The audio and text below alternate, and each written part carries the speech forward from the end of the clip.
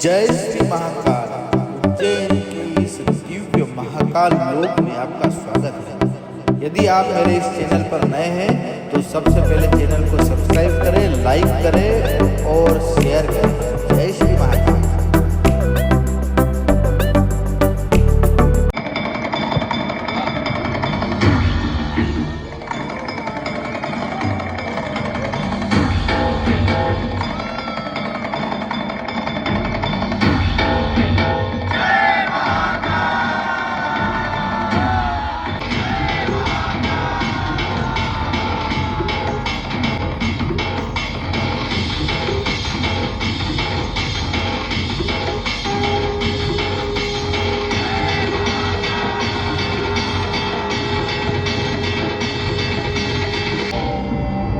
ब्रह्मांड की सबसे प्राचीनतम कहानियों में से आज हम तब न देव थे, न असुर, न जीव था,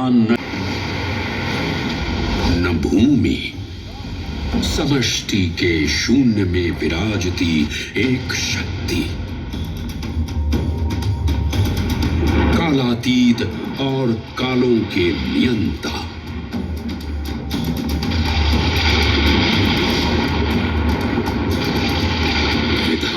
भी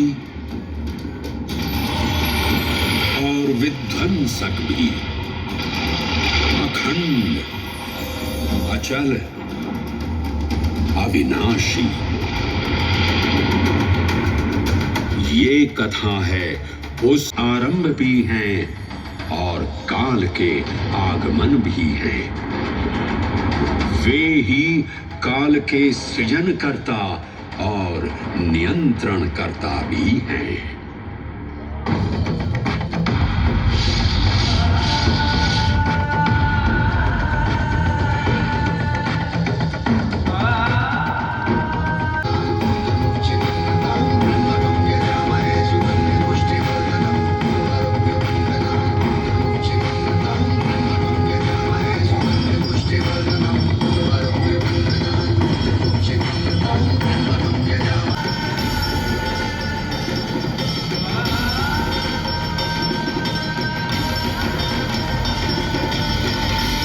निर्भय प्रधान है।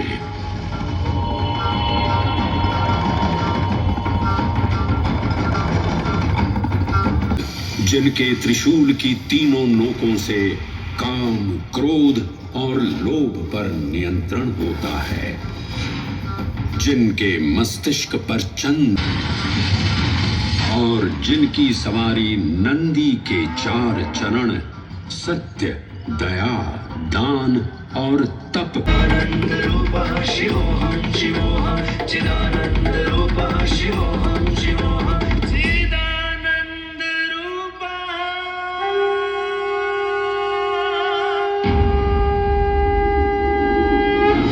वराह पुराण में कहा गया है, ना तत्र वै हरः, अर्थात नाभिदेश उज्जैन में स्थित भगवान पूजनीय है। आकाशे तारकाम लिंगम, पाताले हाटकेश्वर में, पाताल में हाटकेश्वर के रूप में और मृत्युलोक में महाकाल के रूप में स्थित भगवान शिव को प्रणाम।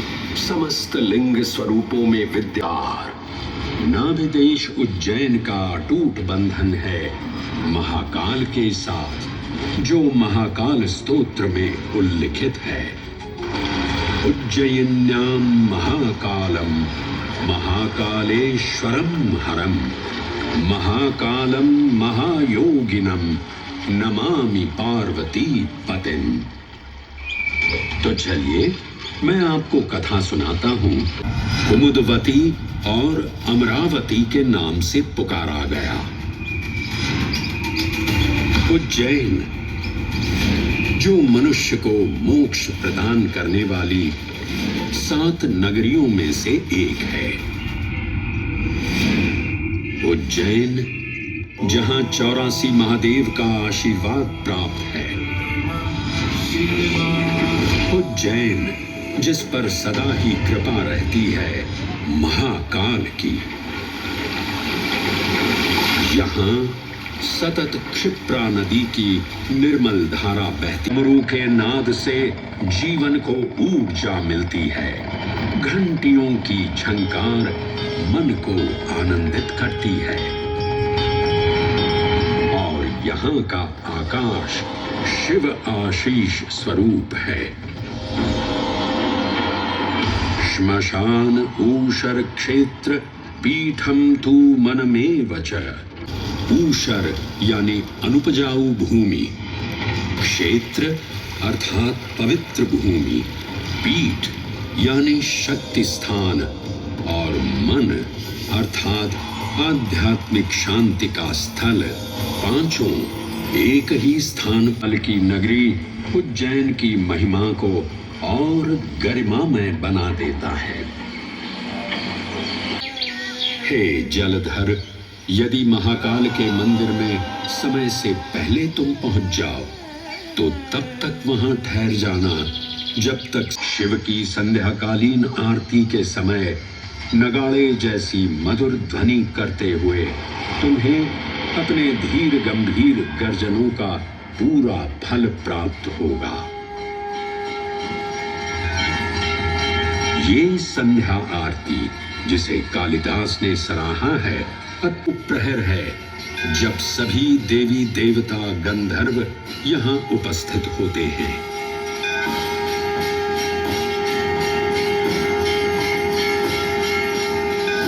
और कलयुग हर युग में इसका अप्रतिम महत्व रहा है। इस काल यात्रा में ले चलता हूँ जहां देव और दानव एकत्रित हैं समुद्र मंथन करने के लिए। मन की आंखों से कल्पना कीजिए, भगवान विष्णु ने कूर्म का रूप ले मंदरांचल पर्वत को अपनी पीठ पर उठा रखा है। जना कर रहे हैं देव और दानव वासुकी सर्प को नेति बना और मंदार पर्वत को मथनी बना सागर को मथ रहे हैं कि तभी जल का पाप कालकूट विष निकलता है और पूरी सृष्टि को अपने ताप से झुलसाने लगता है। इस भयावह स्थिति ने देवताओं और असुरों के बीच हाहाकार मचा दिया। ये कैसा अनर्थ है? लक्ष्य था अमृतत्व का, मंडरा रही है। इस भयंकर संकट से केवल वही उद्धारकर्ता मुक्ति दिला सकते हैं जो समस्त विश्व के परम संरक्षक हैं। तभी सब महादेव की शरण में जाते हैं और पुकार लगाते हैं, ओम नमो भगवते रुद्राय। और जैसे ही अमृत प्रकट हुआ, दानवों ने इसे केवल अपने आधिपत्य में लेने की आकांक्षा प्रकट की और आज यदि हम इस अमृत को प्राप्त कर सकें तो हम देवताओं पर हमेशा के लिए प्रभुत्व स्थापित कर पाएंगे। इन बूंदों का हरिद्वार, प्रयागराज, नासिक और उज्जैन, अमृत की इन्हीं बूंदों के कारण उज्जैन में हर 12 वर्ष पर कुंभ सिंहस्थ मेले का आयोजन होता है। भगवान शिव की लीला देखिए, लोक कल्याण के लिए स्वयं विषपान किया और अपनी नगरी पर अमृत वर्षा करवाई। अमृत की पावन बूंदों से अभिसिंचित में भी सम्मिलित हुई। सतयुग के बाद त्रेता युग में माता सीता की खोज में वानर सेना का यहाँ आगमन हुआ।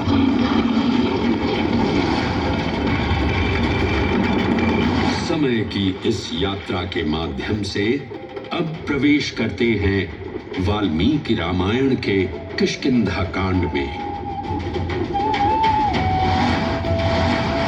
जब वानर राजा सुग्रीव अपने यूथपतियों से सभी प्रमुख अवंती नगर यानी उज्जैन जाने का आदेश भी देते हैं। मेखला उत्कल के क्षेत्र, दशर्न के नगर, आब्रवंती, अवंती और विदर्भ के राज्य, साथ ही माहिष्का के आकर्षक राज्य में भी पूरी तरह से खोजना होगा। एक युग भगवान विष्णु के राम अवतार से संपृक्त और अगला युग उन्हीं के एक और दिव्य अवतार से समरस होना, ये अद्वितीय संगम केवल उज्जैन में ही संभव था। परंतु एक क्षण ठहरना। हाँ, मैंने और अब द्वापर युग का शुभारंभ हो चुका है। विस्मय पूर्ण हो जाएंगे ये जानकर कि महाकाल के इन नामों को स्वयं भगवान श्री कृष्ण ने रचकर पिरोया था।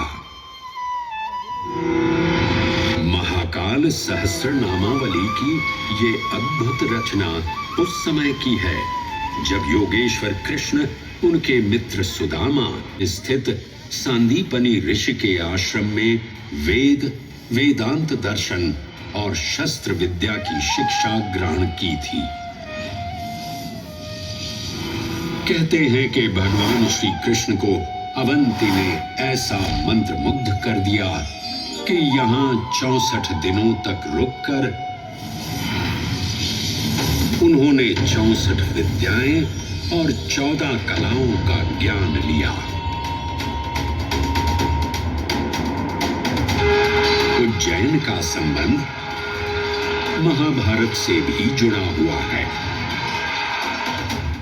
इस महान महाकाव्य के वन पर्व में उल्लेख किया गया है कि महाकालेश्वर मंदिर में स्थित कोटि तीर्थ जल का स्पर्श मात्र करने से अश्वमेध यज्ञ के समान फल प्राप्त होता था।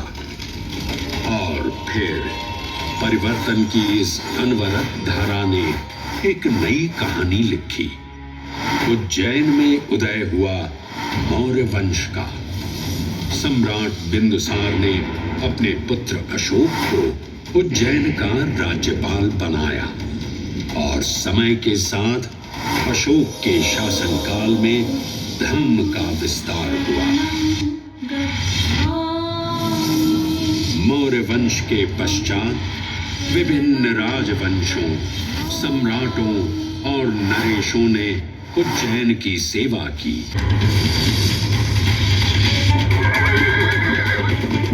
शक मध्य एशिया की खानाबदोश जनजाति थी जिन्होंने उत्तर पश्चिमी और मध्य भारत के कुछ हिस्सों पर आक्रमण कर अपना शासन स्थापित किया। ईसा पूर्व प्रथम शताब्दी में जब भारत शकों के अत्याचार से त्रस्त था, तब उन शकों ने उज्जैन पर भी कब्जा कर लिया और फिर उज्जैन में उदय हुआ एक तेजस्वी योद्धा महाराज विक्रमादित्य का। एक तरफ शकों का बल तो दूसरी तरफ विक्रमादित्य का अद्वितीय पराक्रम। विक्रमादित्य की तलवार महादेव के तीसरे नेत्र सी चमकी। प्रचंड युद्ध हुआ। महाकाल की कृपा से शूरवीरों ने शकों को परास्त किया और उज्जैन में गणतांत्रिक शासन स्थापित किया।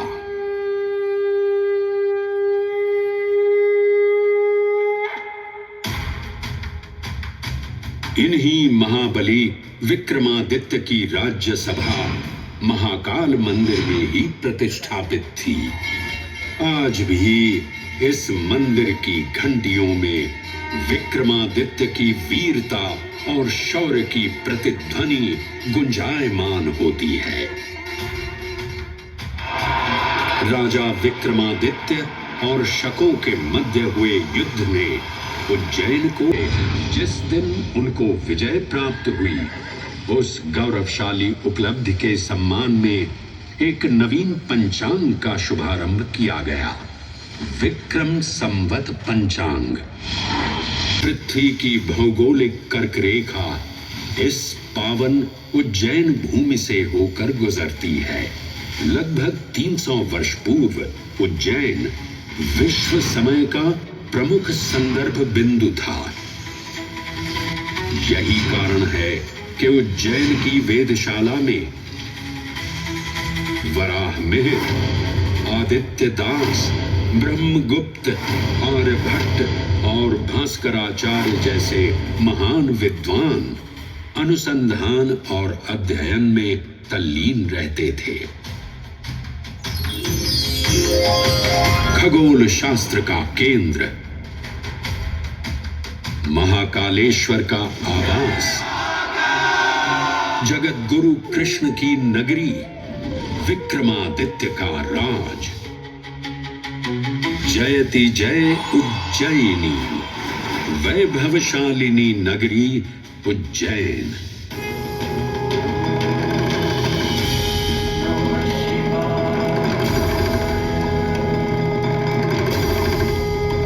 श्वासों को शिव मंत्र से अलंकृत कर, मन को भाव की गंगा से निर्मल कर, जो भी उज्जैन में महादेव की शरण लेता है, उसका कल्याण होना निश्चित है। आज सुनी सबने गाथा महाकाल की, दर्शन जिनके दुर्लभ हैं, नमन करे जिन्हें काल भी, चरण में जिनके है बसा। ये समस्त संसार कभी नहीं देखा होगा धरती पर ऐसा चमत्कार। धरती की रचना से पहले महाकाल